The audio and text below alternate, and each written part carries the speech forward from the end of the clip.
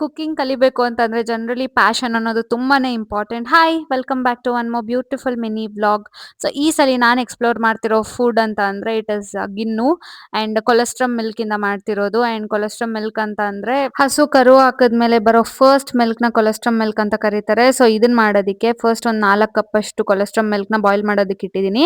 And ಇನ್ನೊಂದ್ ಕಡೆ ಬೆಲ್ಲನ ಚೆನ್ನಾಗಿ ಕರಗಿಸಿ ಎತ್ತಿಟ್ಕೊಳ್ತಿದ್ದೀನಿ. ಅಂಡ್ ಕರಗಿಸಿರೋ ಬೆಲ್ಲನ ಈ ಹಾಲಿಗೆ ಸೋದಿಸ್ಕೊಂಡು ಹಾಕೊಂಡು ಅಂಡ್ ಇದಕ್ಕೆ 1 ಕಪ್ ಅಷ್ಟು ಚೆನ್ನಾಗಿ ಹುರಿದಿಟ್ಕೊಂಡಿರೋ ರವೆ ಮತ್ತೆ ಒಂದ್ 2 ಸ್ಪೂನ್ ಅಷ್ಟು ಏಲಕ್ಕಿ ಪುಡಿನ ಸೇರಿಸ್ಕೊಂಡು ಚೆನ್ನಾಗಿ mix ಮಾಡ್ಕೊಳ್ಬೇಕಾಗುತ್ತೆ.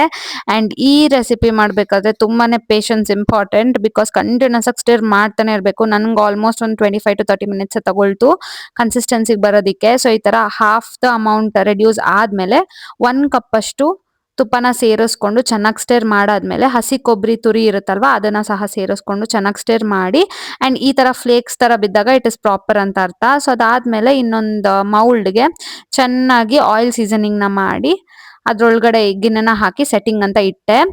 And in ಡಿನ್ನರ್ಗೆ as usual ಮಾಡ್ಲೇಬೇಕಲ್ವಾ, ಒಂದ್ ಸೈಡ್ ಚಪಾತಿ ಇನ್ನೊಂದ್ ಸೈಡ್ ಕ್ಯಾಬೇಜ್ ಪಲ್ಯನ ರೆಡಿ ಮಾಡ್ಕೊಳ್ತಿದ್ದೆ. ಮಲ್ಟೈ ಟಾಸ್ಕಿಂಗ್ ಮಾಡೋದಂತೂ ತುಂಬಾನೇ ಅಭ್ಯಾಸ ಆಗ್ಬಿಟ್ಟಿದೆ ಬಿಕಾಸ್ ಬೆಳಗ್ಗೆನೂ ಟೈಮ್ ಮ್ಯಾನೇಜ್ ಮಾಡ್ಕೋಬೇಕು, ಜಾಬ್ಗೆ ಹೋಗ್ಬೇಕಲ್ವಾ. ಸೊ ಇನ್ ಸಂಜೆನೂ ಅದನ್ನೇ ಮೈಂಟೈನ್ ಮಾಡ್ಕೊಂಡ್ ಬಿಡ್ತೀನಿ. ಸೊ ಇದಾಗಿತ್ತು ನನ್ನ simple and healthiest dinner. So chapati, chutney ಮತ್ತೆ ಕ್ಯಾಬೇಜ್ ಪಲ್ಯ ವಿತ್ ಸಮ್ ಪ್ರೋಟೀನ್. ಮತ್ತೊಂದು ಬ್ಯೂಟಿಫುಲ್ ವ್ಲಾಗ್ ಅಲ್ಲಿ ಸಿಗ್ತೀನಿ. ಬಾಯ್ ಬಾಯ್.